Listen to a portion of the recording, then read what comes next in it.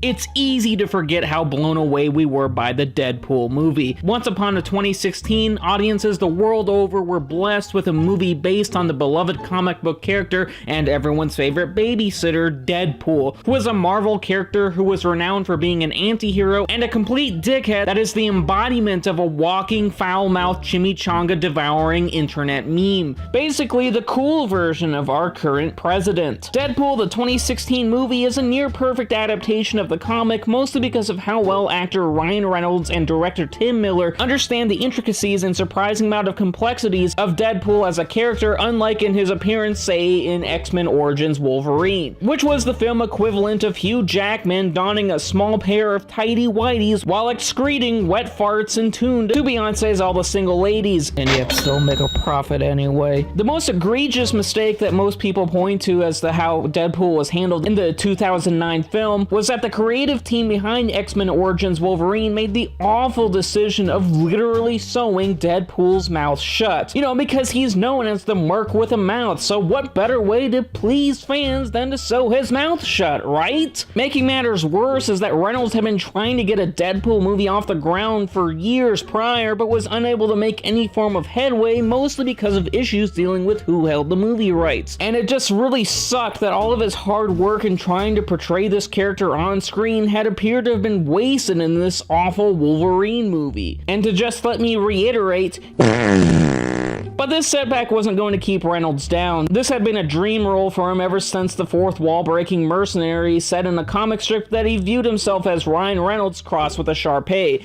aka a lovably elegant douchebag. When you see your bro in hell, tell him he's still a douche! And after some 2014 test footage found its way on the internet faster than a PP tape, Fox, the movie studio, gave the Deadpool movie the green light, and the rest was history for both comic book fans and cinephiles to rejoice over. And I'm saying the word cinephile as in people who are sexually aroused by movies. Deadpool 2016 follows Wade Wilson, a dishonorably discharged Special Forces operative who has become a successful mercenary with a knack of delivering humorous one-liners while reveling in the violence he causes. And even when falling in love with a woman named Vanessa, he still finds a way to keep to his true self. Life was going well for Wade, but unfortunately his life was flipped upside down faster than you can say Bel Air when he learns he has terminal cancer. In order to save his life, Wade opts to undergo an experimental procedure to cure himself, of which the procedure has mixed results. While his cancer is cured and he has Super Wolverine style super healing, Wade has become permanently scarred and disfigured, which leads him to hide himself from his girlfriend in shame and don the name Deadpool and hunt down those who wronged him as a form of revenge. All of which are actions that seem totally reasonable. Oddly enough, the most wonderful aspect of Deadpool is not the over-the-top action and hilarious snippy dialogue, but the heart and passion that is within this film. On a base level, the movie is a love story about a man who hides himself from his beloved wife, both for her own safety and because he's afraid she won't love anymore now that he's fuck ugly. Sure, this rom-com style angle may sound as simple and basic as a caramel macchiato from Starbucks, but it's enough to hook you in with the feels and forces you to give a shit about these characters, and it allows Wade to have some humanity to offset his more villainous tendencies, i.e. his love for shooting up bad guys and slicing up henchmen with his katanas as if they were chopped salad. Speaking of which, the over-the-top and well-put-together action perfectly complements the idea that this film is a comedy, with elements ranging from the romantic and heartwarming to the absolutely raunchy masturbation gags with a stuffed animal.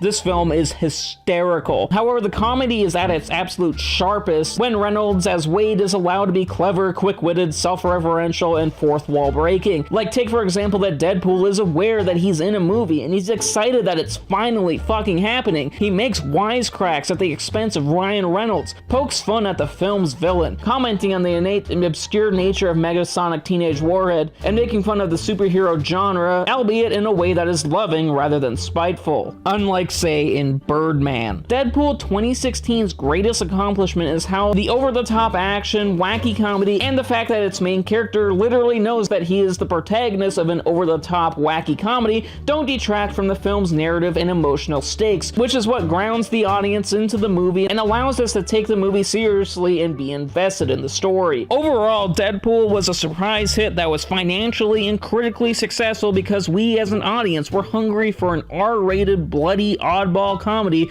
with a surprising amount of heart. Hopefully the sequel will live up to this one, but as for the first Deadpool, the movie is awesome.